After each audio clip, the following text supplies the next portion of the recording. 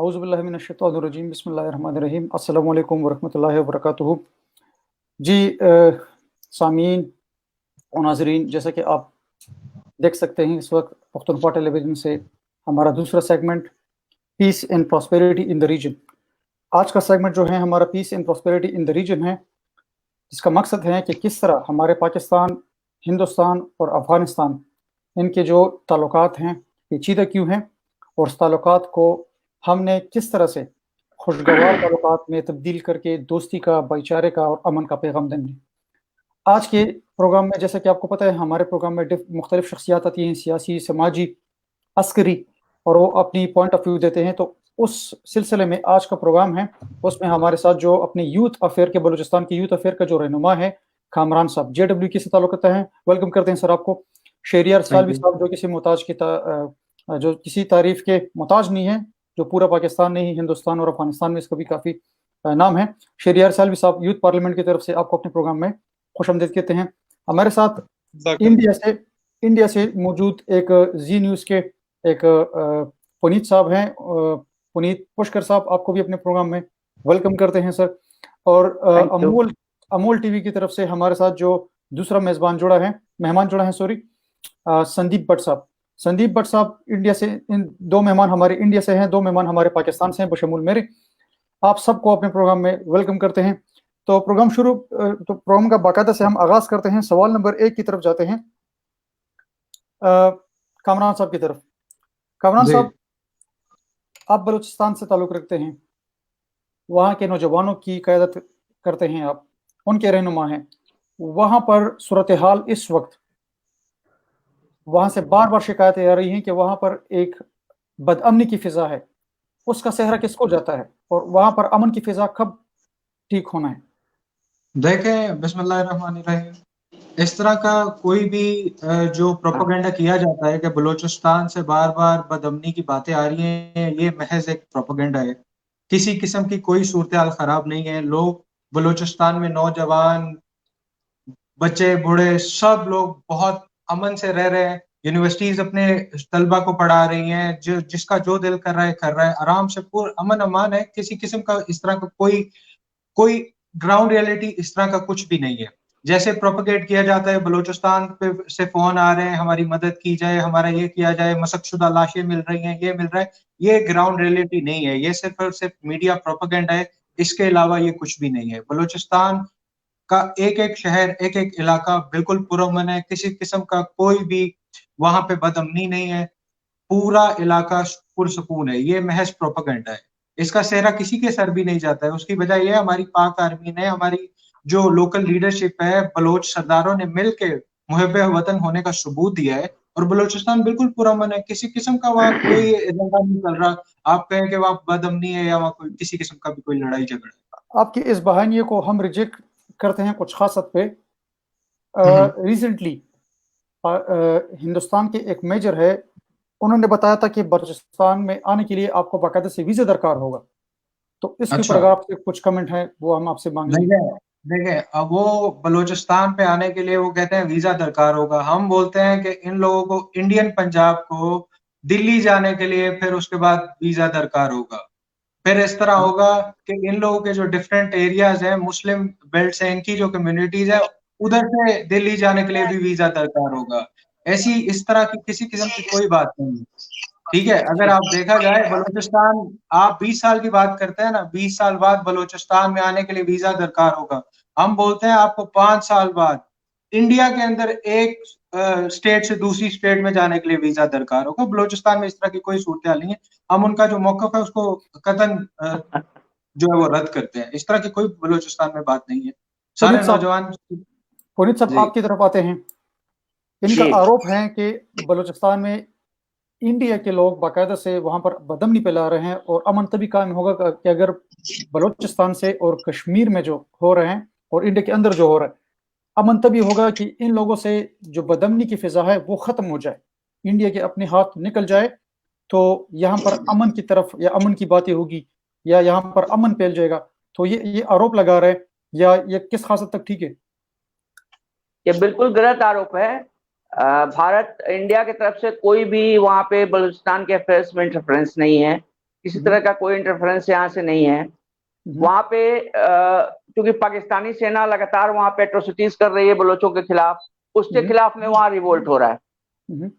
India का कोई इसमें रोल नहीं है, और इंडिया का रोल देखने वाले लोग या तो ग्राउंड रियलिटीज को नहीं समझ रहे हैं, या उनको ये पता नहीं है कि पाकिस्तान का जो बलूचिस्तान की जो जियोपॉलिटिकल स्थिति है, उसमें लगातार बलूचिस्तान को फ्रीडम की बात होती रही है। तमाम तरह के नेता हैं, रामराग मुफ्ती साहब हैं, जितने लोग हैं जो विदेशों में रह के उसके लिए स्ट्रगल कर रहे हैं, वो चाहते हैं कि बलूचिस्तान एक फ्री स्टेट हो। बलूचिस्तान एक फ्री स्टेट था शुरू में, बाद में अंग्रेजों ने उस पर कब्जा किया और बाद में पाकिस्तान के कब्जे में वो आया। तो ऐसे जो एलिमेंट्स हैं जो चाहते हैं कि बलूचिस्तान फ्री स्टेट हो, एक फ्री कंट्री हो, ऐसे लोगों के बीच और वहां की मिलिट्री एस्टेब्लिशमेंट के बीच एक स्ट्रगल हो रहा है। उस स्ट्रगल के लिए के चलते ही वहां पे वायलेंस हो रहा है। इसमें इंडिया का कोई रोल नहीं है। इंडिया जरूर बलोची लीडर्स को सपोर्ट करता है जो बाहर हैं, उनको एक वो सपोर्ट जो है, सॉलिडारिटी सपोर्ट इंडिया की तरफ से रहती है, लेकिन इंटरफेरेंस कोई भी वहां पे नहीं है। ऐसी कोई जो बातें कर रहे हैं वो गलत बात है। अच्छा, मैं अभी दावत देता हूं अपने संदीप भट्ट साहब को।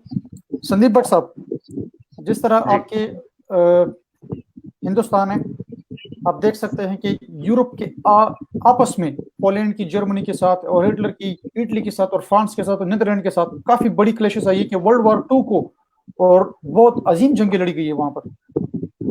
यहाँ पर अगर अमन से काम चलाया जाए तो मेरे ख्याल से पाकिस्तान का कोई भी वायुसेना या वहां की जितनी भी अस्करी मिलिट्री स्टेब्लिशमेंट है वो भी फ्री रह जाएगी, और हिंदुस्तान की अपनी स्टेब्लिशमेंट या वहां की अपनी गवर्नमेंट वो भी फ्री हो जाएगी, अपनी आवाम के ऊपर फोकस करेगी। और यहाँ पर हम खिते में हिंदुस्तान, पाकिस्तान, अफगानिस्तान यहाँ पर एक अच्छी बेल्ट बना सकते हैं, ताकि फिर इंडिया को यूरोप जाने से पहले अपने पाकिस्तान के अंदर, अपने अफगानिस्तान के अंदर, और अफगानी को और पाकिस्तानी को हिंदुस्तान के अंदर जो है ना टूटने के ख्वाब जो है ना वो सब खत्म हो जाएंगे। आसाम की तहरीक वहां पे है वो खत्म हो जाएगी, ठीक है जी। बाकी जितनी भी वहां पर मुख्तलिफ के जदोजहद हो रही है वो खत्म हो जाएगी अगर अमन वहां पर कायम हो जाएगी और वहां पर मिलिट्री इंटरफेरेंस खत्म होगी। इसके ऊपर आप क्या कमेंट कीजिएगा? जी रोमन भाई, सबसे पहले तो मैं ये कहना चाहूंगा कि भारत पाकिस्तान का जो मसला है ये पूरी तरह से सियासी मसला है, और वहाँ की अवाम, चाहे वो भारत की अवाम हो, पाकिस्तान की अवाम हो, सब अमन चैन चाहते हैं, सब खुशहाली चाहते हैं। लेकिन सवाल सबसे बड़ा ये है कि अमन की पहल किस तरफ से हो।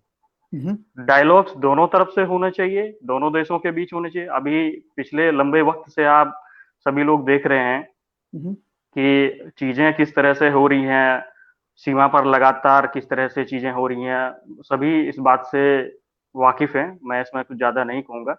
लेकिन दोनों देशों के बीच एक डायलॉग होना चाहिए, और राजनीतिक मसला है ये पूरी तरह से, इसमें अवामों का कोई दोष नहीं है, और राजनीतिक स्तर पर इस चीज को आगे बढ़ाना चाहिए।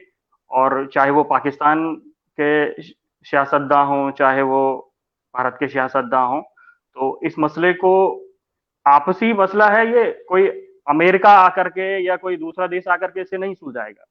ये यहाँ के सियासतदानों को या वहाँ के सियासतदानों को ही इस मसले को सुलझाना होगा, और तभी इस पर अमन चैन कायम हो सकता है। अभी जब से भारत ने कश्मीर से 370 हटाया है, तो आपने देखा होगा कि पाकिस्तान ने जो है भारत के साथ व्यापारिक रिश्ते खत्म कर दिए 370 हटाने के बाद। ये शायद मैं भारत से जो पुनीत सर हैं बहुत अच्छी तरह जानते होंगे। तो इस तरह की जब चीजें पाकिस्तान की तरफ से होंगी तो मुझे नहीं लगता कि अमन जैसी चीज को आगे बढ़ाया जा सकता है। और अभी मैं आज ही एक रिपोर्ट में पढ़ रहा था कि ये कोरोना को लेकर के कि पाकिस्तान का जो फार्मासिस्ट एसोसिएशन है उसने कहा कि हमारे पास जो दवाइयों की कमी हो गई, कम से कम उसमें 340 से कुछ ऐसी जरूरी दवाइयां हैं जो भारत से मंगवानी है। बिल्कुल सही, बिल्कुल सही। अभी कल या परसों में कोई रिपोर्ट है, तो वो दवाइयां वहां की एसोसिएशन ने ये डिमांड्स करी है कि हमको ये दवाइयां चाहिए और ये हमें भारत दे सकता है। लेकिन अब ये पहल कौन करे? 370 हटाने के बाद भारत से व्यापारिक रिश्ते खत्म कर दिए गए, ट्रेन सेवा खत्म कर दी गई, बस सेवा खत्म कर दी गई। तो ये भारत की तरफ से नहीं हुआ है, ये मैं बताना चाहता हूँ, ये पाकिस्तान की तरफ से हुआ है। संदीप साहब, तो मैं एक कमेंट ऐड करना चाहता हूँ यहाँ पे। जिस तरह के आपने बता दिया कि दवाई की बात की, दवाई का अमन से कोई, मेरे ख्याल से कोई कनेक्शन नहीं है। इस तरह बहुत सी चीजें पाकिस्तान से वहां पे आ रही है। आपकी बात ठीक है, दवाई का अमन से कोई, लेकिन व्यापारिक रिश्ते का तो संबंध है इस बात से, ये बात तो आप मानते हैं ना? मैं आ रहा हूँ उस टॉपिक की तरफ।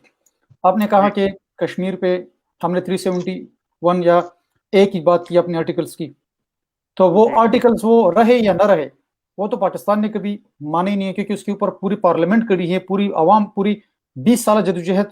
अभी इस 20 साल जदोजहद से पहले जो है ना 47 से बना पाकिस्तान, वहां से हमने, जब हम बने ही नहीं थे तब से कश्मीर की जो है ना इस चीज के ऊपर पाकिस्तान जो है ना स्टैंड बैक कर रहा है। ये मेरा नहीं, ये पूरे पाकिस्तानियों का जो है ना ये एक स्लोगन है कि कश्मीर जो है ना वो is belong to Pakistan. Imran Khan ने बिल्कुल फेयरली एक ओपन फोरम पे बताया है कि कश्मीर कश्मीरियों का है, उस पर हम ये नहीं बताते। लेकिन जो कश्मीरी भाई अगर वो पाकिस्तान के साथ मिलना चाहते हैं, यहाँ पर अज़म को होना चाहते हैं, ये उनकी फ्रीडम ऑफ स्पीच है।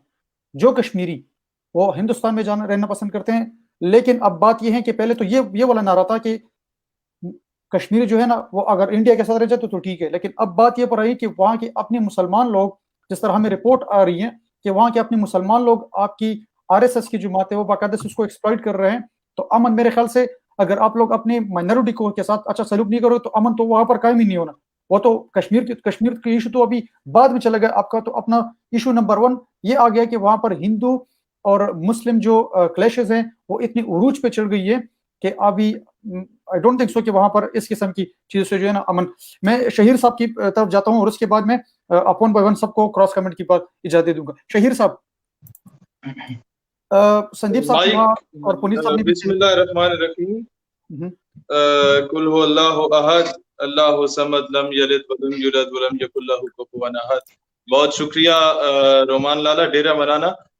मैं जहां तक भारत से अमन की बात है, मैं थ्रू आउट हमसे सवाल किया जाता है इंटरनेशनल मीडिया की जानिब से कि क्या आप लोग हमेशा जो है वो जंग ही चाहते हैं, आप लोग अमन की बात नहीं करते। हम पाकिस्तानियों से पूछा जाता है, देखें हम चाहते हैं कि इंपोर्ट एक्सपोर्ट हो, हम चाहते हैं कि अमन हो, हम चाहते हैं कि भाईचारे के साथ रहा जाए। We want friendship with India but not at the cost of Kashmir. One thing they should listen it very loud and clear. जहां पर बात आप कर रहे हैं कि जनाब बलूचिस्तान में कोई बंदा 2-4 बंदे उठ के कोई नारा लगा देते हैं किसी के पैसे लेके।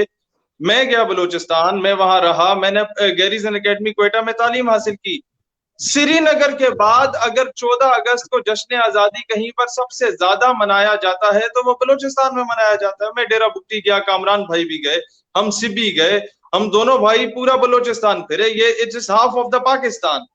बात यह है कि यहाँ पर आप लोगों को बलूचिस्तान याद आ जाता है, आपको ये नहीं पता कि ऑक्युपाइड कश्मीर में क्या हो रहा है। आप लोग इस पे आवाज नहीं उठाते कि जनाब जूनागढ़ में क्या हो रहा है। हैदराबाद दक्कन, क्या उस पे काबिज नहीं थी हिंदुस्तानी फौज? क्या जूनागढ़ पे कब्जा नहीं किया गया था? क्या आसाम पे कब्जा नहीं किया गया था? क्या तेलंगाना आजादी नहीं चाहता? 37 सेपरेटिस्ट मूवमेंट्स बड़े लेवल पे हैं हिंदुस्तान में और कोई 150 के करीब छोटी मोटी सेपरेटिस्ट मूवमेंट्स चल रही हैं। तामिल टाइगर्स अलग निकले हुए हैं। सवाल ये पैदा होता है जनाबे आली कि जब आपकी आरएसएस, बीजेपी, शिवसेना, संघ परिवार, संगठन, ये ब्राह्मण समाज, ये आर्य समाज किस्म के दहशतगर्द किस्म के लोग आके मजलूम मासूम मुसलमानों की मॉब लिंचिंग करेंगे, जब वो गाय को ज़बह करते हैं, ये हमारा ईमानी फरीजा है, तो उसके बाद आप लोग कौन से अमन की तवक्को रखते हैं जब आपके लोग वहां के मासूम औरतों के बारे में ये ख्यालात रखते हैं कि आप जाओ कश्मीर किसी भी गोरी औरत से जाके शादी कराओ। 370 और ये आपके जो आर्टिकल्स हैं उसके बाद ये सारी बातें की गई। आप मुझे ये बताएं कि आप जब मजलूम माँ बहनों बेटियों को जूतों में गिरा के उनके सामने, उनके माँ बाप के सामने उन बच्चियों के साथ रेप किया जाता है, यहाँ पे डजन्स ऑफ एग्जांपल्स हैं जब मासूम बच्चों को, जवानों को, इवन कन्हैया कुमार को अरेस्ट कर लिया गया जवाहरलाल नेहरू यूनिवर्सिटी में, आपके नजीब को अरेस्ट कर लिया गया जवाहरलाल नेहरू यूनिवर्सिटी में जब वो आजादी के स्लोगन्स लगाए अफजल गुरु के बाद, मकबूल भट्ट के बाद। क्या करना चाहते हैं आप लोग? अमन को सबोताज आपने किया। जब पाकिस्तान थोड़ा सा देखें, एक चीज मैं बड़ा क्लियर करूं इससे पहले कि आप लोग इस बात को उठाएं, मैं खुद क्लियर करना चाहता हूं। पुनीत साहब एक मिनट, पुनीत साहब आखिर में मैं शहीर साहब मैं इस मौका दे दूंगा कामरान साहब को। कामरान साहब और पुनीत साहब की जो है आपस में आप डायलॉग कर ले। कामरान साहब, पुनीत साहब बता रहे हैं कि बलूचिस्तान जो है वो एक फ्रीडम मूवमेंट चाह रहा है, उसके ऊपर आप पुनीत साहब को कमेंट करें प्लीज। नहीं, इस तरह की कोई किसी किस्म की कोई फ्रीडम मूवमेंट नहीं है। जैसे शाहिर ने कहा, ऑलरेडी 37 सेपरेशन मूवमेंट्स इंडिया के अंदर चल रही हैं। ये बात करते हैं कि 20 साल बाद पाकिस्तान, बलूचिस्तान के लोगों को पाकिस्तान के अंदर जाने के लिए वीजा लेना पड़ेगा। आप अंदाजा करें, इंडिया की एक स्टेट को दूसरी स्टेट के अंदर जाने के लिए 5 साल बाद वीजा लेना पड़ेगा। ये किधर की बात करते हैं? जहां इन्होंने अमन की बात कर रहे हैं, जुल्म के पहाड़ तो इन लोगों ने तोड़ दिए हैं। आप देखें, मुसलमानों पे जुल्म, खालिस्तान की मूवमेंट है, हर तरह से इनके जो अपने जितने लोग हैं जिनकी वो कास्ट बेस्ड हिंदू है, वो इनसे तंग है, लो क्लास हिंदू इनसे तंग है। ये किस तरह की बात करते हैं कि बलूचिस्तान के लोगों को पाकिस्तान में जाने के लिए वीजा की जरूरत होगी? आप 20 साल का हमें टाइम देते हैं, हम आपको 5 साल का टाइम देते हैं। 5 साल बाद इंडिया की स्टेट्स को, एक स्टेट को, लोगों को दूसरी स्टेट में जाने के लिए वीजा की जरूरत होगी, जिस तरह के हालात आपके अपने चल रहे हैं। पुनीत साहब देखिए, आप एक इस्लामिक स्टेट हैं, हम एक डेमोक्रेटिक स्टेट हैं। दोनों में अंतर ये है कि आपके यहाँ मिलिट्री का राज चलता है। मिलिट्री जो छींकना चाहे, जैसे करना चाहे, मिलिट्री के जानिब से सब कुछ होता है। हमारे यहाँ एक डेमोक्रेसी है। और जिस तरह आप बात कर रहे थे माइनॉरिटीज के खिलाफ हिंसा की, वो सब व्हाट्सएप और फेसबुक की फैलाई हुई अफवाहें हैं, सोशल मीडिया की अफवाहें हैं। यहाँ पे ऐसी कोई नहीं है। माइनॉरिटीज पूरी तरह से सुरक्षित हैं, पूरी तो जैसे आप और जितना माइनॉरिटीज को यहाँ पे राइट्स है उतना किसी भी देश में नहीं है। और आपको पता है कि आपके पाकिस्तान से ज्यादा मुसलमान हिंदुस्तान में रहते हैं। बिल्कुल, ठीक है, आपसे पाकिस्तान से ज्यादा मुसलमान हिंदुस्तान में रहते हैं। और आपने कश्मीर की बात की। कश्मीर में जिस तरह से कश्मीरी पंडितों को वहां से 2.5 लाख कश्मीरी पंडितों को काट काट के भगा दिया, तब आपका ह्यूमन राइट्स कहाँ था? आप ह्यूमन राइट्स की बात करते हैं, 2.5 लाख कश्मीरियों को उनको घर से निकाल के वहां से, तब आपका ह्यूमन राइट्स कहाँ था? तब ह्यूमन राइट्स की चर्चा क्यों नहीं कर रहे थे आप? पुनीत साहब देखिए, आप बैलेंस क्यों रखिए, अपने देश को संभालें। आपका देश 5 टुकड़ों में बंटने वाला है। 5 different states with in next 10 years. Balochistan में within next 10 years, Pakistan will be divided into 5 separate states. 5 separate states. ये तो एक दूसरे को सुने भाई, एक दूसरे को सुने। आप मुसलमानों को मारें, सिंधीज, हजारा, पख्तून, सिंधी, सब अपने अलग अलग स्टेट की मांग कर रहे हैं। अब आप अपनी बात करें ना, हमारे वाला जो है वो एक्चुअल ग्राउंड रियलिटी। आप पुनीत साहब, कामरान साहब आपकी माइक मैंने म्यूट कर दी। भाई मैं चाहता हूं कि ये प्रोग्राम जो है हमारा एक तालीम याफ्ता प्रोग्राम नजर आए। मैं अभी संदीप साहब की तरफ जाऊंगा। हमारे साथ अफगानिस्तान अफेयर से हमें ज्वाइन किया औरंगजेब एजेंसी से एक और भाई ने जो अफगानिस्तान अफेयर को चला रहे। संदीप साहब और पुनीत साहब, सवाल आपने की है कि हमारे ज्यादा पाकिस्तान से ज्यादा मुस्लिम जो है ना इंडिया में रहते हैं। ये बात बिल्कुल हकीकत पर मबनी है। इस पर हम पाकिस्तानी नहीं बल्कि पूरी दुनिया इसके ऊपर जानती है कि मदारस जो देवबंद के मदारस है वो इंडिया में है, इनके मराकज़ इंडिया में है। ये बात बिल्कुल सच है। लेकिन बात यह है कि अभी वहां पर जो मुस्लिम राइट्स है, अगर उनको प्रोटेक्शन मिले, और जिस तरह ये मैं खुद ये एज ए होस्ट में कह सकता हूं कि हम इंडिया से जुदा हो गए किसी खास वजह की बिना पर, लेकिन फिर आप लोगों ने ये साबित करना था कि जना की गलती थी, तो फिर हम ये भी बोलते थे कि हाँ वो जना की गलती थी, शायद हम जुदा ना होते। लेकिन जना ने आज़ाद किया और फिर आप लोगों ने प्रूफ कर दिया कि जना वाकई राइट था कि ये चीज़ एक दिन जुदा होनी थी। तो जना ने पूरे 47 में या पूरे 70-73 साल पहले जो ख्वाब देखा था, जो कदम उठाया था, वो ठीक था। क्योंकि आज भी अगर हिंदुस्तान के अंदर कोई मुसलमान रह रहा है तो वो अपने आप को पहले हिंदू साबित करेगा, बाद में वो इंडियन साबित करेगा। तो इसके ऊपर आपकी क्या राय है संदीप साहब? मैं आपकी माइक को ऑन कर दूं। जी जी संदीप साहब। हेलो। जी जी जी, सवाल सवाल सवाल मैं सुन नहीं पाया आपका। अच्छा, एक मिनट। हेलो। हाँ, सवाल ये है, सवाल यहाँ पर ये है कि हिंदुस्तान में मुसलमानों की अच्छा, तादाद तो ज्यादा है। सवाल से पहले मैं कामरान जी का एक कमेंट कर।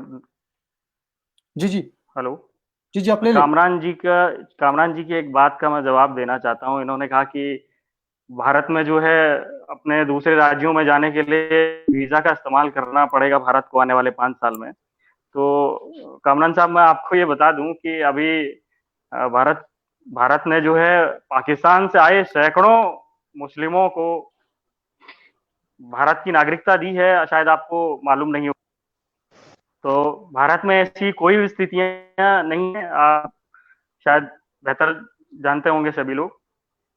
तो इस तरह के आरोप लगाना कि कन्हैया कुमार ने आजादी मांगी है, ये सब पुनीत जी की बात का समर्थन करता हूँ। ये सब व्हाट्सएप यूनिवर्सिटी की उपज है। और ये बात सही है कि भारत में जो है पाकिस्तान से ज्यादा अमन चैन के साथ हैं। कुछ एक घटनाओं से इस आप साबित नहीं कर सकते हैं कि मुसलमानों पर जुल्म हो रहे हैं। जी। लेकिन पुनीत साहब, मेरे ख्याल से आपने मेरे सवाल को सुना होगा कि वहाँ के मुसलमान है, वो इंडियन है, चाहे चाहे जहां से भी आए हो, जी वो जी इंडियन बिल्कुल है। लेकिन मैंने, जैसा कि मैं रिपीट कर रहा हूँ कि जिन्ना ने एक कदम उठाया था आज से 73 साल पहले, तो आप लोग उनको एश्योर कर देते कि जिन्ना साहब आपने जो कदम लिया है वो गलत था। आप लोग हमें सीने से देखो, लगा लेते कि पाकिस्तानियों, आज भी हम आपके साथ खड़े हैं। लेकिन मैं आज आज भी भी जितने भी पुनीत साहब मैं कुछ ऐड कर रहा हूँ। सनी जी देओल की मूवी में वो आर्मी की वर्दी पहनता है, और वो खिलाफ में, हमें पता नहीं था कि खिलाफ में वो किस फौजी को मारे, लेकिन हमारी जो आंसू निकल रहे थे वो सनी देओल के साथ निकल रहे थे। लेकिन ये तो आरएसएस की सारी एफर्ट्स को मैं अप्रिशिएट करता हूं कि आज अगर आपने अपनी इंडस्ट्री, मूवीज इंडस्ट्री को पाकिस्तान के अंदर कोई है, तो उसका सिला भी हिंदुस्तान की इस मुतल्लिका गवर्नमेंट को जाता है। अभी पाकिस्तान के साथ तुर्की इंडस्ट्री इन हो गई है, और सारे आपके शाहरुख खान, आपके सलमान खान, आपके जितने भी खान है, वो सब के सब वो चले गए जनाब अली तुर्की वाले को। तुर्की के 2 लोग हैं, उसने पूरी दुनिया में इतनी, यहाँ तक कि इसकी व्यूअर बढ़ गई है मांग में कि यूट्यूब की पूरी अपनी ऑफिशियल जो साइट है वो जो है ना, वो काम करना बंद कर दी।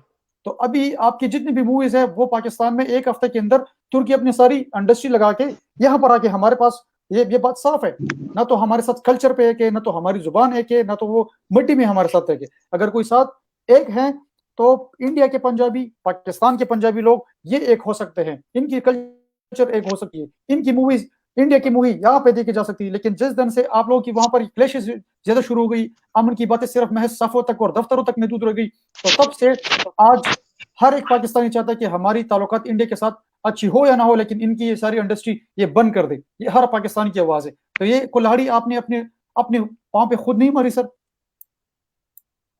देखिए, जहां तक आपने अमन चैन की बात की, तो यहाँ पे पूरे मुसलमान पूरे अमन चैन के साथ हैं। इक्का दुक्का एक छोटी मोटी घटनाएं होती रहती हैं, वो आपके देश में भी होती हैं। कल ही आपके भावल नगर में हिंदुओं के घरों को तोड़ दिया गया। आज 2 परिवारों को फोर्स्ड कन्वर्जन हुआ। तो मैं इस बात को अगर उठाऊं, बाहौल नगर में बहावलपुर की घटना है, उसके ऊपर एफआईआर दर्ज है सर, और पूरी फैमिली उसकी जेल के अंदर है। एफआईआर दर्ज है, जेल दो के अंदर परिवारों को कन्वर्जन हुआ, जबरदस्ती उनको कन्वर्स करा गया। कल हिंदू और क्रिश्चियंस दोनों के घरों को बुलडोजर चला के बुलडोज कर दिया गया। तो इस तरह की घटनाएं आपके यहाँ भी हो रही हैं, हमारे यहाँ भी एक छोटी मोटी घटनाएं होती है। लेकिन ओवरऑल अगर पूरा एक मूड देखा जाए तो हिंदू और मुसलमानों में कोई विभेद नहीं है। अगर ऐसा होता तो मुसलमानों की इतनी आबादी है, अभी तक सिविल वॉर हो गया रहता। अभी तक की जो स्थिति है, अगर हिंदू मुसलमानों में इस तरह से जंग होती रहती जैसे आप बोल रहे हैं, तो सिविल वॉर की स्थिति होती। लेकिन ऐसा कोई नहीं है, एक डेमोक्रेटिक स्टेट है, यहाँ पे सबको बराबर राइट्स हैं और मुसलमानों के लिए स्पेशल राइट्स हैं यहाँ पे। तो फिर आप लोगों ने किसी भी कंट्री में बिल पेश किया, मुसलमानों के खिलाफ बिल का विचार क्यों आया, इसकी जरूरत क्यों? कौन सा बिल? सीएबी का बिल ले ले, एनआरसी का बिल ले ले। जी यहाँ से सीएबी क्या है, एनआरसी क्या है, आपको मालूम है एनआरसी क्या है? हाँ, नेशनल रजिस्ट्रेशन है ना, नेशनल रजिस्ट्रेशन बिल है ना आपका, एनआरसी और सीएबी का जो बिल है वो सीएबी का बिल है। सीएबी का बिल आया था कि भाई जो बाहर से लोग आ रहे हैं उनको यहाँ पे, अब पाकिस्तान से हर साल हजारों हिंदू आते हैं, अफगानिस्तान से हिंदू आते हैं, बांग्लादेश से भाग के आते हैं, कई अरब देशों से लोग छोड़ के आते हैं वहां, ये इंडिया आते हैं। आपको दिखाऊं? एक मिनट सर, मैं यहाँ पर अफगानिस्तान के अफेयर को डील करने वाले एक पठान को मैं ऐड करना चाहता हूँ, पख्तून है। अस्सलाम वालेकुम मुरज्जी साहब, हमें पुनीत साहब और संदीप साहब इंडिया के मेहमान में कुछ दिक्कत हो रही है जी। सबसे पहले तो आदाब तमाम दोस्तों को। मैं कोशिश करूंगा कि थोड़े अल्फाज में कम टाइम में अपनी बात पूरी कर सकूं, क्योंकि मेरे पास मोबाइल में चार्ज कम है। हेलो, तो आपको मेरी आवाज साफ आ रही है? जी जी आ रही है भाईजान जी। देखिए, आप दोनों जो हमारे मेहमान हैं ना, वो अल्फाजों की गोलाबारी कर रहे हैं, एक दूसरे को मुल्जिम ठहरा रहे हैं। लेकिन अगर आपको ये असली जंग नजर आनी चाहिए, अगर आप देखना चाहते हैं, तो वो अफगानिस्तान में है। जो पाकिस्तान और हिंदुस्तान की जो प्रॉक्सी वार है वो अफगानिस्तान में लड़ी जा रही है, ठीक है ना। और हिंदुस्तान ने अपनी तमाम जो उनकी ताकत है वो इस्तेमाल कर रहे हैं पाकिस्तान के खिलाफ अफगानिस्तान में, हमारे ट्राइबल एरिया में, क्योंकि मैं कबायली हूँ और ट्राइबल एरिया पे रहता हूँ, पाकिस्तान अफगानिस्तान बॉर्डर पे। आप अगर देखेंगे तो हमारे जो बॉर्डर है उसके साथ जितने भी अफगानिस्तान के शहर है, वहाँ पर हर शहर में इंडिया की कौंसलेट है, ठीक है। इंडिया के 20 से ज़्यादा कौंसलेट ऑफिसेज और इस तरह की चीज़ें इंस्टॉलेशन है। यहाँ तक कि पूरे अफगानिस्तान में किसी भी मुल्क के कोई 20 एम्बेसीज नहीं है, लेकिन हिंदुस्तान के 20 से ज़्यादा कौंसलेट और वो है। और वो ट्राइबल एरिया को, पुश्तून इलाकों को, इस तरह जो है बलोचिस्तान को, वहाँ से जो है वो एक प्रॉक्सी वार चला रहे पाकिस्तान के खिलाफ, ठीक है ना। 20 सालों में उन्होंने इतनी इन्वेस्टमेंट की है। आपको पता है चाबहार बंदरगाह वहाँ बनाई गई ईरान में। पूरी दुनिया को पता है कि ईरान पे जो है सैंक्शन है, यूएस की सैंक्शंस है, सऊदी अरब नहीं चाहता, कोई भी नहीं चाहता, ईरान के साथ कोई भी तिजारत नहीं करना चाहता। लेकिन हिंदुस्तान ने चाबहार पोर्ट के जरिए अफगानिस्तान और पीछे से जो है पाकिस्तान के खिलाफ एक जंग कर रहे हैं। तो ये इससे मतलब है कि इससे हम आंखें नहीं छुड़ा सकते, ये एक हकीकत है। अगर हम यूट्यूब पे आप जाएं, हम तो फॉलो करते हैं क्योंकि हमारा ये काम है, तो तमाम जो पॉलिटिकल इस्टेब्लिशमेंट है या जो सिफारतकार है, जो डिप्लोमेट हैं इंडिया के, वो ये कहते हैं कि हम कांटे से कांटा निकालेंगे। अगर कश्मीर में कुछ होता है तो हम वो बलोचिस्तान में और खैबर पख्तूनख्वा में पठानों के एरिया में करेंगे, जो कि कर रहा है, सबको पता है। ये कोई अगर हमारे हिंदुस्तान के दोस्त इससे आंखें चुरा रहे तो ये गलत है। आप आपका मिसकंसेप्शन है भाईजान। ये मैं पुनीत साहब की तरफ, पुनीत साहब आपका एक मिसकंसेप्शन है ये। पुनीत साहब, मैं आपको एक बात बता रहा हूँ। खालिद साहब ने जिस तरह आप एक बात कही है, जिस तरह आप वहाँ की ये खुद ही ट्रैवल एजेंसी से बिलोंग करते, जो एक्स ट्रैवल एजेंसीज थे, ये हम नहीं कह रहे। ये इंडिया के साथ हमारी कोई वहां पर कोई टेलीविजन सेटलमेंट मौजूद नहीं है, ये हम नहीं कह रहे। ये आपके अपने रिटायर्ड मेजर वो टेलीविजन के ऊपर बैठकर आपके जो भी ऑन बोर्ड हाजिर सर्विस और रिटायर्ड दोनों ब्यूरोक्रेट्स, डिप्लोमेट्स, इंटरनेशनली जहां पर भी जाते हैं, वो यही बात बताते हैं कि हम आपको यहां से मारेंगे, हमने यहां पर क्रिएट किया, पश्तून को अलग करेंगे, बलोच को। ये आप ही कह रहे। पाकिस्तान की रही बात कश्मीर से, ये तो कोई ऐसी वार नहीं है कि हम यहाँ पर प्रॉक्सी कर रहे हैं कि नहीं कश्मीर जो है ना हमने चुपके से लेना है।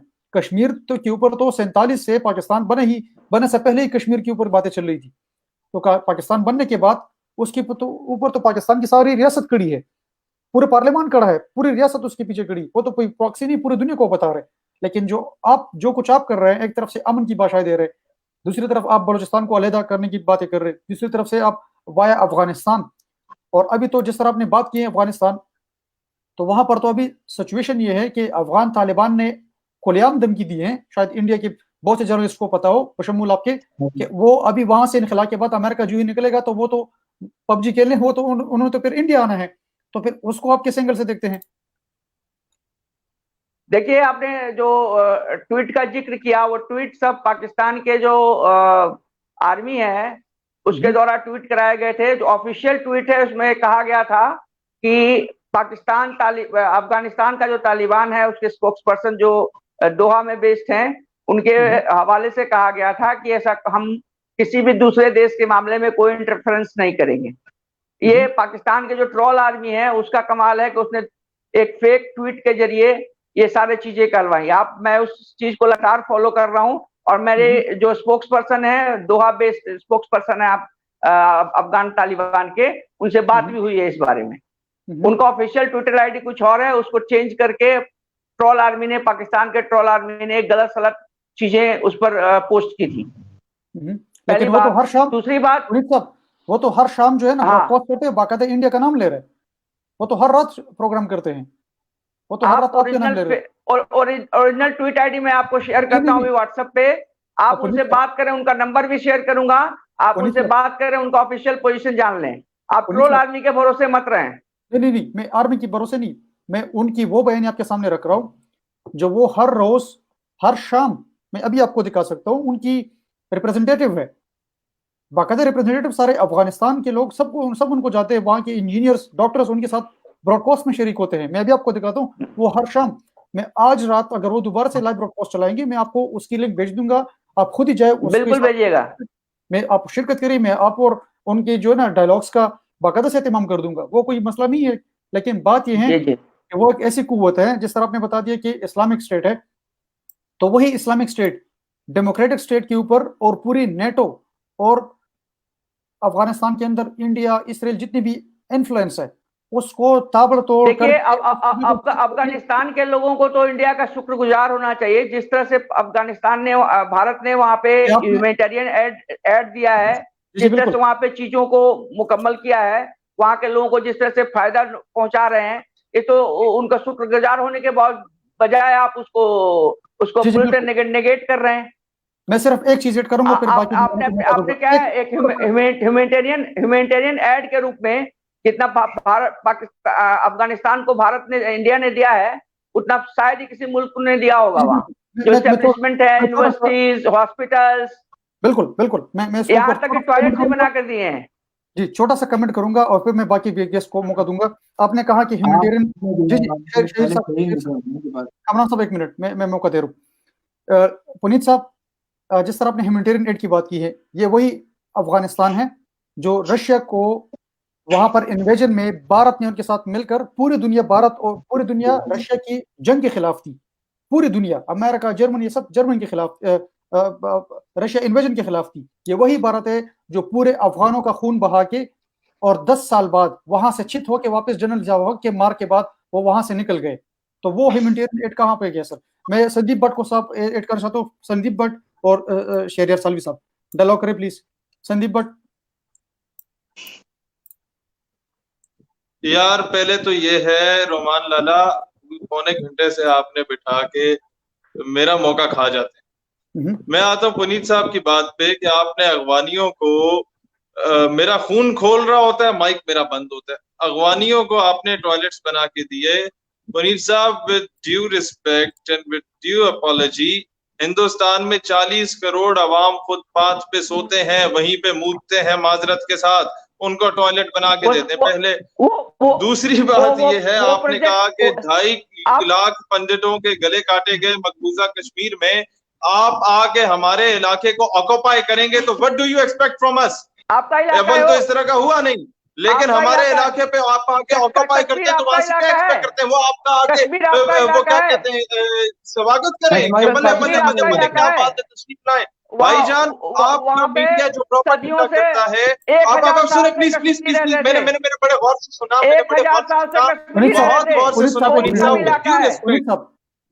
मैं बताता हूँ, देखिए प्लीज, आपको पूरा मौका मिलेगा, मैं आपको पहले एक बात बता दूं। उन्हें सबको मौका मिलेगा। आप एक दूसरे को आप मेरी बात सुने। आपका एक दूसरे को न्यूज सुने, 18 एक चैनल मुझे ये कहता है कि ये मसूद अजहर से राब्ते में है। आपका इंडिया टीवी पे मेरी डॉक्यूमेंट्री चला के कहा जाता है कि जी ये हाफिज सईद का बहुत अच्छा दोस्त है। मुझे ये बताएं, मुझ जैसा बंदा जो यूनिवर्सिटी से पढ़ा हो, जो जाके सिर्फ एक नारा लगा दे कि जनाब कश्मीर पाकिस्तान का हिस्सा है, हमारी शहरग है और हकीकी में हमारा ही अटूट अंग है, तो आप लोगों का मीडिया ऐसा प्रोपेगेंडा क्वीन है, ऐसे प्रोपेगेंडा शुरू कर देता है। और दूसरी बात, एक चीज मैं बड़ा क्लियर करना चाहता हूं, क्योंकि मुझे मौका नहीं मिला आपके मीडिया पे खुद अपना मौकफ देने का। आप लोग अपनी तरफ से मौकफ दे रहे हैं। मसूद अजहर, हाफिज सईद, सैयद सलाउद्दीन, जिनको आप लोग दहशतगर्द कहते हैं और आप ये कहते हैं शायद पाकिस्तान मान रहा है, ये पब्लिक मान रही है, गवर्नमेंट के स्टैंड पे मैं नहीं जा रहा।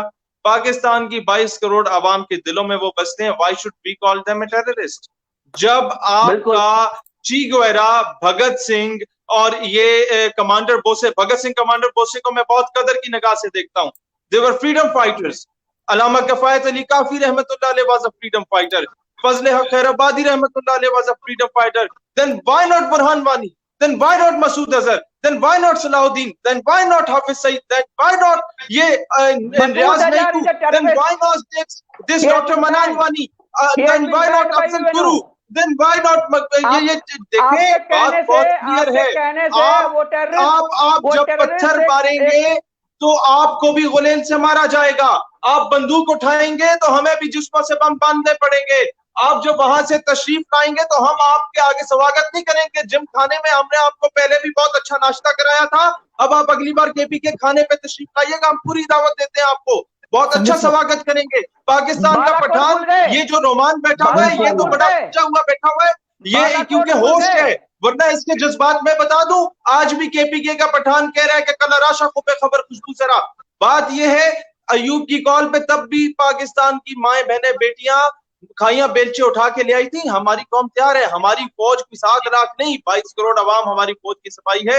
आप कह रहे हैं कि जी हमारी आर्मी प्रोपेगेंडा करी है। हमारी फौज के पास कोई फजूल वक्त नहीं होता कि वो पुलवामा या मुंबई में जाके 2-4 कीड़े मकोड़े या मच्छर के मार के आए। आपका अपना नेता या मंत्री साहब असेंबली में खड़े होके कहते हैं कि अगर बाबरी मस्जिद पे हमला ना किया होता तो मुंबई अटैक्स नहीं होने थे। Who is responsible for it? खुद फॉल्स फ्लैग ऑपरेशन करा के हमारे ऊपर कर रहे हैं। और मुझे तो एक बात जो कि आपकी मीडिया ने छुपाई, हैंडिंग टेकिंग की सेरेमनी थी पुलवामा में, और जब वहां पर अटैक हुआ, शायद आपके अपने लोगों ने कराया या इंडिया में रहने वाले किसी मुसलमान ने कर दिया, जिसने भी कर दिया, सुनने में यह आया है कि वो तड़प रहे थे मछलियों की तरह। वो वीडियोस जब पहुंची हमने अपलोड की, फेसबुक ने डिलीट कर दी कि नहीं यार इंडिया एक्सपोज हो जाएगा। हमने हमेशा अमन की बात की, हमने हमेशा प्यार मोहब्बत से, 70 सालों से आपने हमारा एरिया ऑक्यूपाई करके रखा हुआ है। हम कहते चलो अक़वाम मुत्तहिदा में जाके बात करते हैं, लेकिन आपको शर्म नहीं आई। आपने हमारा एक कौवे को शहीद किया, आपने हमारे 3 दरख्त शहीद किए पिछले साल, फिर हमें आपका एक कौवा पकड़ना पड़ा और उसको बाइज्जत तौर पे चाय मिला के वापस भेजना पड़ा। हमने तब भी ह्यूमन राइट्स का पूरा ख्याल रखा, हमने कैदियों का पूरा ख्याल रखा, हमने इज्जत का पूरा ख्याल रखा, हमने हया का पूरा ख्याल रखा। लेकिन याद रखिएगा, पाकिस्तान की आवाम को, आपको ये बनाना स्टेट नहीं है कि आप कोई भी आके इधर चढ़ाई कर दे। हमने रूस का गरूर तोड़ा था अफगानिस्तान में, हमने अमेरिका का गरूर तोड़ा अफगानिस्तान में, हमने अमेरिका के साथ जो अभी गेम खेली है, ये भी पूरी दुनिया जानती है। तो ये गाय का पेशाब पीने वाले हमारा कुछ नहीं बिगाड़ सकते। ये लोग जो कि कोरोना वायरस से निजात के लिए गाय का गोबर अपने माथे पे बांध करते हैं, ये हमें मेडिसिन देंगे। तमीज नहीं है बोलने की, बोलने की तमीज नहीं है इस व्यक्ति को, बोलने की तमीज क्या? तो मुझे ये बताओ, तुम्हारे बड़े बड़े मंत्री बीजेपी के, आर्या समाज के, सिंगटन के, ब्राह्मण समाज के गाय का गोबर लेकर मुंह पे मार रहे हो, कहते हैं कोरोना वायरस का इलाज, और यहाँ हमें ताने दे रहे हो कि जनाब तुम आके थैंक यू। शहरियार साहब आपका माइक ऑफ है। कामरान साहब और संदीप साहब भी हमारे गेस्ट हैं। कामरान साहब प्लीज आप बात करें संदीप साहब के साथ। पुणे साहब आप यहीं पर रहे। जिस तरह उन्होंने मेडिसिन की बात की कि हिंदुस्तान जो है ना वो मेडिसिन सप्लाई कर रहा है पाकिस्तान को, उसको अमन का नाम दे रहे हैं, तो फिर सैलवी साहब ने इसके ऊपर कमेंट किया कि आपके पास खुद आप दूसरे तरीके तलाश कर रहे हैं कोरोना को मारने के लिए। उसके ऊपर मैं कमेंट नहीं करूंगा क्योंकि जो वर्ड दिए हैं वो मेरे लिए मुनासिब नहीं है, लेकिन उसके ऊपर आपकी क्या रिएक्शन है संदीप साहब के साथ, आप डायलॉग कर ले प्लीज। सॉरी, मुझे आपकी आवाज नहीं क्लियर आ रही। संदीप साहब आप हमें सुन रहे हैं? जी। अच्छा संदीप साहब, आपने जिस तरह बता दिया कि हम मेडिसिन पाकिस्तान को दे रहे हैं, वाल सिचुएशन ये है कि वहां पर ग्राउंड हमने ये नहीं कहा कि हम मेडिसिन पाकिस्तान को दे रहे हैं। इस तरह की रिपोर्ट्स आई थी कि पाकिस्तान में जो एसोसिएशन है फार्मेसी, उन्होंने डिमांड करी है इंडिया से, हम दे नहीं रहे हैं, आप लोगों ने मांगी है हमसे। अच्छा तो गवर्नमेंट लेवल पे हो जाता है। अगर इंडिया कहा कि में जरूरत ये वहाँ के वहाँ के फार्मेसी जो एसोसिएशन है उसने डिमांड करी थी। खैर वो बात नहीं, मैं एक चीज कहना चाहता हूँ, कामरान साहब सुनिए, संदीप साहब बात करें। मैं एक बात कहना चाहता हूँ कि सबसे पहले तो मुझे अभी के लोग जो बात कर रहे थे, तो मुझे बड़ी आपत्ति है इस तरह की भाषा कि गोमूत्र और इस तरह का चीजें नहीं करनी चाहिए। पहली बात तो ये है। दूसरा ये कि अभी साथी ने कहा है कि पाकिस्तान की 22 करोड़ की आवाम जो है, जिन लोगों को सराखों पर बिठाती है, उनको बता दें कि यूएनओ ने अभी उनको मसूद अजहर को आतंकी घोषित कर दिया है। ये बात पुनीत जी कह चुके हैं। ठीक, हेलो जी सुन रहे हैं, हम आपको सुन रहे हैं जी। तो ये बात हम नहीं, ये अंतर्राष्ट्रीय मंच पर ये घोषित हो चुका है कि मसूद अजहर आतंकी है। जी, यही बात है। मसूद अजहर आपकी उस पे है ना, पाकिस्तानी कौम की। हम जैसे शाहिद सियालवी ने अभी थोड़ी देर पहले कहा, हम गवर्नमेंट के स्टांस पे बात नहीं करते, लेकिन अगर पाकिस्तानी अवाम की हैसियत से देखा जाए तो हमारे लिए मौलाना मसूद अजहर और हाफिज सईद, इन जैसे जितने लोग हैं हमारे लिए, हमारे नेशनल हीरोज हैं। क्योंकि वो हमारे लिए, हम देखते हैं कि वो कश्मीर में जाके जिस तरह इंडिया ज्यादतियां कर रहा है, वो जाके कश्मीर में जब जहाद करते हैं, हमारे लिए तो हमारे वो नेशनल हीरोज है। आप यूएन की बात करें, आप जिसकी भी बात करें, हमारी पाकिस्तानी कौम की ग्राउंड रियलिटी ये है कि मौलाना मसूद अजहर और हाफिज सईद साहब जो है वो हमारे नेशनल हीरोज है। चाहे गवर्नमेंट का स्टांस जो भी हो या फिर यूएन का स्टांस जो भी हो, आप अगर अपने किसी नेशनल हीरो को आप वैसे देख लें, बाला साहब ठाकरे जिनकी आप बात करते हैं, बाल ठाकरे कितने मुसलमानों के साथ उन लोगों ने वो करवाए। मोदी ने गुजरात में मुसलमानों के साथ किया, यूएन ने उनको तो दहशतगर्द डिक्लेयर नहीं किया ना। आपके तो प्राइम मिनिस्टर भी दहशतगर्द है, आपका तो प्राइम मिनिस्टर ने इसी तरह की दहशतगर्दी मुसलमानों के साथ की हुई है, तो फिर वो भी टेररिस्ट डिक्लेयर होने चाहिए ना। यूएन की बात पे आप मत जाए। आपने भी तो अपने नेशनल हीरोज उनको बनाया हुआ है जिन्होंने मुसलमानों के साथ इस हद तक जुल्म किए हुए हैं। जी बिल्कुल, मैं कमेंट ऐड करना चाहता हूँ, फिर मैं पुनीत साहब की तरफ जाऊंगा। पुनीत साहब अभी तो लॉयर फर्म है, एक कमेंट आ रहे हैं बार बार, लॉयर फर्म है इंडिया में, वो बाकायदा से वहां पे स्ट्राइक कर रहे हैं और सुप्रीम कोर्ट के सामने वो कह रहे हैं कि अगर आपने एक चाय वाले को मुंतखब किया है हिंदुस्तान के अंदर, तो आप एक चाय वाले से लॉ की एक्सपेक्टेशन मत रखिएगा। इसके ऊपर क्या कमेंट है साहब आपकी, पुनीत साहब? व्हाट्सएप यूनिवर्सिटी की बातें एक डिबेट में मत लाएं आप। सर ये ग्राउंड, ये व्हाट्सएप यूनिवर्सिटी की बातें हैं, सब झूठ है, इट्स अ फेक ग्राउंड की बात है, ये ग्राउंड की बात है सर। क्या आप नहीं, ग्राउंड की बात नहीं, आप ग्राउंड नहीं पता है आपको ना, हिंदुस्तान का प्राइम मिनिस्टर चाय वाला नहीं है सर। बचपन में अगर कोई आदमी स्ट्रगल करके चाय वाला से प्रधानमंत्री बन सकता है, वो इंडिया में ही हो सकता है। आपके यहाँ इस तरह की चीजें नहीं हो रही हैं। आपके यहाँ राजा का बेटा ही राजा बनता है। यहाँ पर अभी पार्लियामेंट के अंदर जहां तक मेरी अपनी सोर्स है, इंफॉर्मेशन है, और जो ग्राउंड है, हमारे यहाँ गरीब तबके के लोग, हमारे यहाँ हिंदू चीफ जस्टिस गुजरे हैं, ठीक है जी। चीफ जस्टिस के अलावा हिंदू यहाँ पर, हमारे यहाँ तीन प्रेसिडेंट मुसलमान रहे हैं। मैं यहाँ पर आपको बता रहा हूँ, ज्यादा रहे होंगे ना, मैं आपको बता रहा हूँ, यहाँ पर इंडिया आपकी अपनी कौम है डाल तक, वो उनका खाना तक आप लोग उनको नहीं देते, तो ये चीजें आपकी डेमोक्रेसी को ले डूबेगी सर। ये हमारे नहीं, आपके ग्राउंड की बात मैं कर रहा हूँ सर, कि वहां पर अगर आप अपने कौमों के साथ, अपने देश के जितने भी कौमें हैं उनके साथ अगर आप इंटेलेक्चुअली नहीं जाएंगे, तो आपकी डेमोक्रेसी। यार मैं बताता हूँ, रोमान मुझे इजाजत देंगे 1 मिनट के लिए? मैं संदीप से, मैं पुनीत से कमेंट लूंगा, फिर मैं आपको दूंगा सर। पुनीत साहब, आपका सवाल क्या है भाईजान? मैं कर लूं सवाल आपसे? जी आप कर ले सर। सर मेरा सवाल आप सिर्फ ये बदतमीज है, हैं। मुसलमान तो दूर की बात, आप ये बताएं दलित के साथ क्या हो रहा है और शूदर्स के साथ क्या हो रहा है? पूरे जिस्म को नंगा करके, बालों को कटवा के पूरे जिस्म पे टैटूज बनवाए जाते हैं। आपके ब्राह्मण की वो अगर प्रार्थना सुन लेता है तो जनाब उसके कानों में शीशा पिघला के डाल दिया जाता है। इस पे दर्जनों मूवीज आपकी बॉलीवुड की बन चुकी हैं। आपके दलित और शूदर्स को अपने मंदिरों में जाने की इजाजत नहीं होती। यहाँ पर तो एक ही सफ पे खड़े हो गए महमूद यार, ना कोई बंदा रहा और ना कोई बंदा नवाज साहेब हो और बादशाह हो, मोहताज हो गनी एक हुए, तेरी सरकार में पहुंचे तो सभी एक हुए। आपके वहां भारत में मुसलमान, सिख, मैं खालिस्तान की बात नहीं करूंगा, मैं उनकी बात नहीं करूंगा, दलित की बता दें, शूदर्स की बता दें, उनको आप मलीद समझते हैं, उनसे हाथ मिलाने के बाद आप लोग अपने हाथ साफ करने जाते हैं। आप मुझे ये बताएं कि आप लोग, मैं नहीं कहता कि आप गाय का पेशाब पिए या ना पिए, आप पिए, मुंह पे भी मले, मुझे उससे एतराज नहीं है। मैं नहीं कहता गाय के गोबर को एहतराम दिया दें, आप उसे खाएं, मुंह पे मले, मुझे एतराज नहीं है। मुझे सिर्फ ये बताएं दलित बेचारों को क्यों नहीं मिला? हमने तो दलित को मिनिस्टर्स बना दिया, हमने तो माइनॉरिटीज में विदाउट बीइंग इलेक्टेड। जी पुनीत साहब आप बात करें। रोमान भाई, जी जी जी जी जी साहब को बताइए कि साहब को बताइए कि थोड़ा सा सैलवी साहब तालीम के दायरे में रहकर बात रखें। जी और जी संदीप साहब। हेलो पुनीत चला गया, आपको आवाज आ रही है हमारी?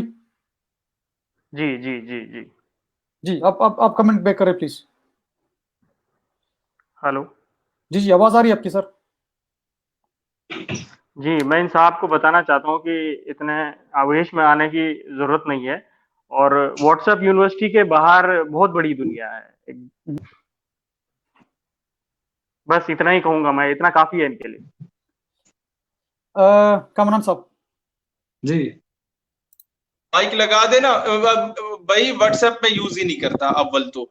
दूसरी बात ये, आपके दलित और शूदर्स हमें कॉल करके कहते हैं भाईजान हमारे लिए नंबर चाहिए, मैं देता हूँ। ये वो मेजर गौरव की तरह मेरे पास आपके हजारों, वो उसके पास तो एक दो बंदों के होंगे ना ईमान फरोशों के, मेरे पास हजारों दलित के नंबर हैं, शूदर्स के नंबर है, जो भारत से कॉल करके कहते हैं कि भाईजान हम पे जुल्म हुआ, हमें मंदिरों में नहीं जाने दिया जाता, हम प्रार्थना करते हैं। मैं कहता हूँ यार इधर आ जाओ, यहाँ माइनॉरिटीज को पूरे राइट्स दिए जाते हैं, पाकिस्तान में तुम्हें हम कर देंगे, नेशनैलिटी भी दे देंगे, कोई मसला नहीं है, हम तुम्हारा एहतराम करते हैं, क्योंकि हमारे लिए, हमें इस्लाम ने सिखाया है कि तमाम इंसान बराबर हैं। हमने फतह मक्का के बाद भी सबको इजाजत दी कि आप लोग अपने अपने इबादत खानों में जा सकते हैं। पाकिस्तान बनने के बाद कायदे आजम ने भी इजाजत दे दी कि हर बंदा जा सकता है। आप लोग हैं कि बगल में छुरी है, मुंह पे राम राम है।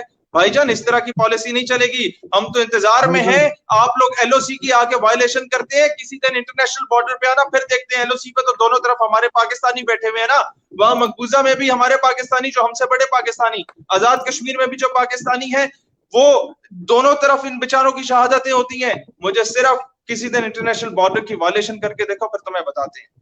ये चीजें नहीं चलेंगी, ये नाइंसाफी नहीं चलेगी।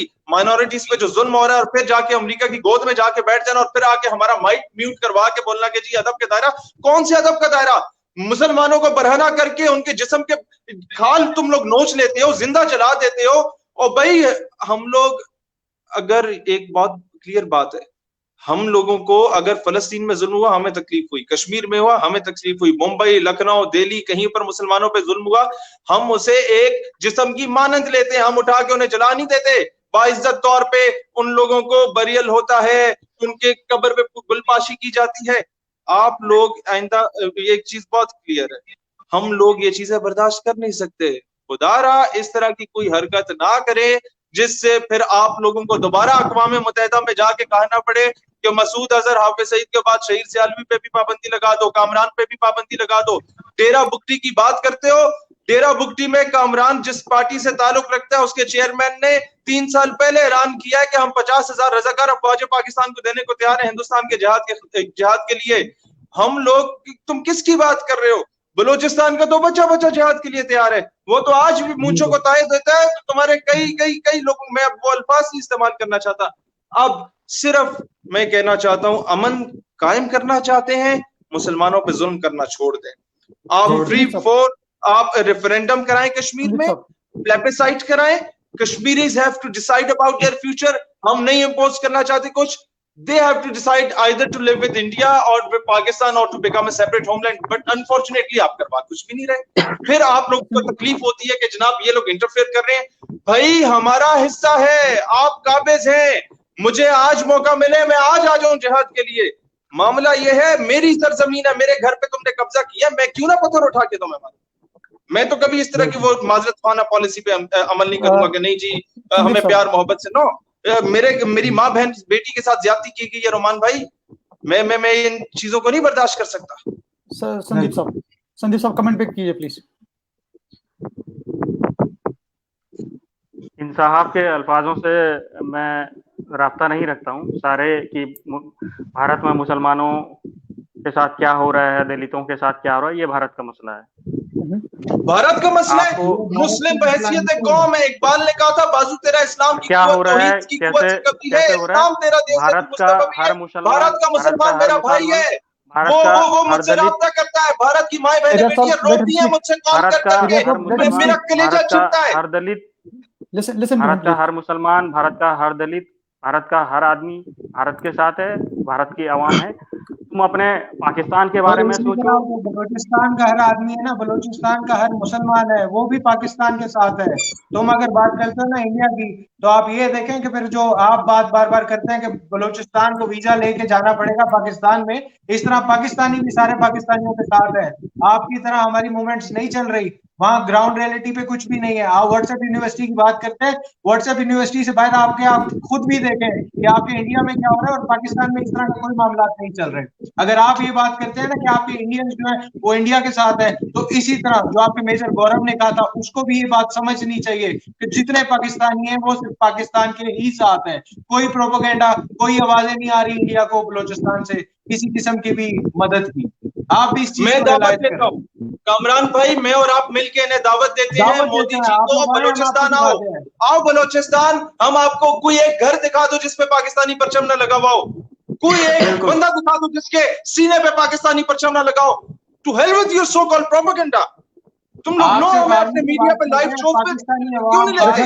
Late him comment back. Baloch अवाम अभी भी तैयार है। जिन बलोच अवाम की आप बात करते हैं ना, वो कफन से बेहतर अपने मुल्क के झंडे में लिपट के दफन होना पसंद करते हैं। आप उनकी बात कर रहे हैं, आप बलोचिस्तान की बात करते हैं ना, वहाँ की माएं अभी भी अपने बेटों को भेजती हैं कि जाओ बलोचिस्तान नहीं कश्मीर के लिए जहाद के लिए निकलो। आप जिस मौलाना मसूद अजहर और हाफिज सईद की बात करते हैं ना, उनके साथ सबसे ज्यादा लोग जो जहाद में शामिल होते हैं वो बलूचिस्तान से ज्यादा शामिल होते हैं। आप उसके बाद ये टाइम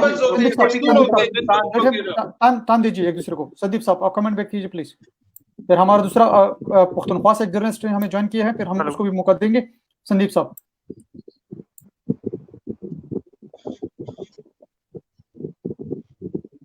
संदीप साहब आपको हमारी आवाज आ रही है? वो पुनील साहब को भी बुला लेना, वापस किधर गए? नाराज होकर चले गए हैं वो। पुनील साहब वो नाराज होकर चले गए। देखो हमसे बड़े, हम उनके बच्चों की उम्र के भी नहीं है, वो डर के चले गए। इतना तो आप they must have some sort of balls to accept the reality। Sandeep साहब आपको हमारी आवाज आ रही है? लो कुव्वत ईमानी। संदीप साहब आपको हमारी आवाज आ रही है?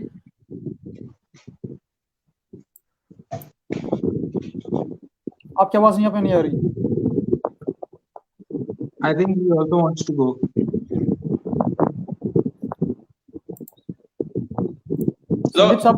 संदीप साहब आपको हमारी आवाज आ रही है?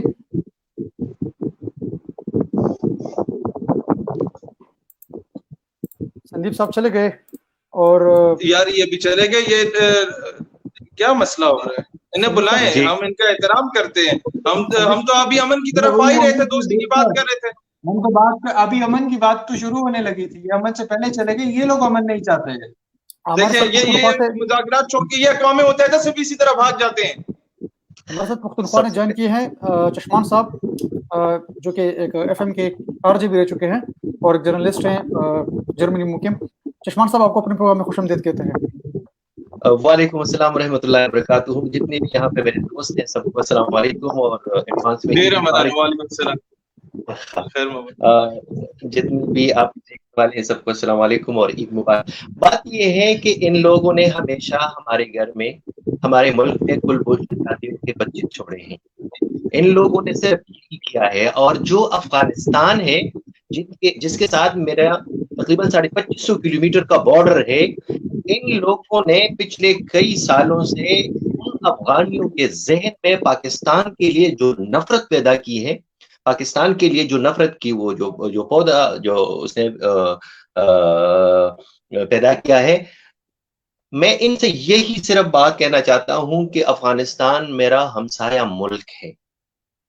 अफगानिस्तान के साथ मेरी रवाबित है, एक पश्तून के नाते मेरी रवाबित है अफगानिस्तान के साथ। आप कुछ भी नहीं कर सकते, आप जितनी भी पैसे लगा रहे हैं और जितनी भी लोगों पे के जहनों पे काम कर रही हैं, ये इस पे आप कभी भी कामयाब नहीं होंगे। जिस तरह से अलवी साहब ने बात की कि हिंदुस्तान में जो मुसलमान हैं उनके साथ हमारा दिल धड़कता है, इसीलिए ये लोग तो वजीरिस्तान में और बलूचिस्तान में भी मतलब अफरा तफरी और हमारे लोगों पे काम कर रहे हैं। तो फिर आप लोग क्यों कर रहे हो? आपसे भी पूछा जाए ना। रोमान उनको लाएं, वो जो हिंदुस्तान के भाई थे। वो लोग तो चले गए। आपका जो शो है, हिंदुस्तान के जो दोनों जर्नलिस्ट थे वो तो छोड़ के चले गए बीच में से ऑल टुगेदर। ये जवाब नहीं दे सकते। इनसे जब अमन की बात की जाती है, ये सिर्फ और सिर्फ जब इनसे फैक्ट्स पे बात की जाती है, फिर ये कहते हैं कि आप अपना जरा लहजा दुरुस्त करें, क्योंकि जो जालिम होता है उससे फिर ये अपनी जुल्म की कहानियां सुनी तो नहीं जाती ना जी। फिर ये जब इनसे फैक्ट्स पे बात की जाती है, फिर ये फैक्ट्स पे चले जाते हैं। अभी संदीप साहब, आपको हमारी आवाज आ रही है? संदीप साहब, हेलो संदीप साहब, आपको आवाज आ रही है सर? जी जी जी। आप अगर पॉसिबल हो तो आप अपने हेडफोन को जरा रिमूव कर दे, ताकि बेहतर आप सुन सके हैं और हमारे बाकी गेस्ट भी आपको सुन सके। मैं हेडफोन से नहीं। हेलो जी, अगर आप हेडफोन रिमूव कर दे तो बेहतर होगा। ओके ओके ओके, हेडफोन को रिमूव कर दे। जी, ब्लूटूथ डिवाइस कनेक्ट कर दिए। ओके, आवाज आ रही है ना हमें? मैं संदीप साहब से सिर्फ यही एक मिनट चश्मान साहब, हमारे साथ पुख्तनख्वा के अफगानिस्तान के अफेयर से एक और जर्नलिस्ट जो कि वहाँ के एफएम के आरजीबी हैं, चश्मान उसका नाम है। चश्मान साहब इस वक्त आपको अफगानिस्तान से आगाह करेंगे। अफगानिस्तान के अंदर इंडियन इन्फ्लुएंस जो हैं वो किस हद तक बिजनेस हैं, किस हद तक मायत हैं, किस हद तक प्रॉक्सी हैं, इसके ऊपर हम आगे से विशेष करेंगे। चश्मान साहब, संदीप साहब हमारे गेस्ट हैं। अफगानिस्तान के अंदर हिंदुस्तान की अपनी वहाँ पर उनके बिजनेस हब होंगे या बिजनेस इंटरेस्ट होगा, इसके ऊपर हमें कोई न तो कोई मुश्किल है न तो कोई मसला है।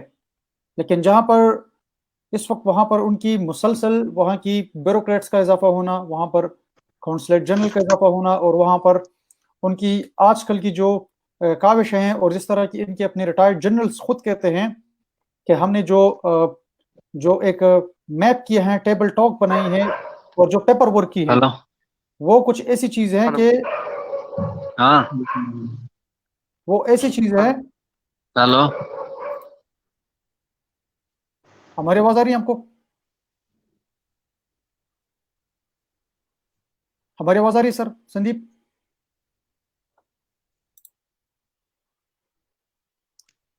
साहब, आप हमें सुन सकते हैं?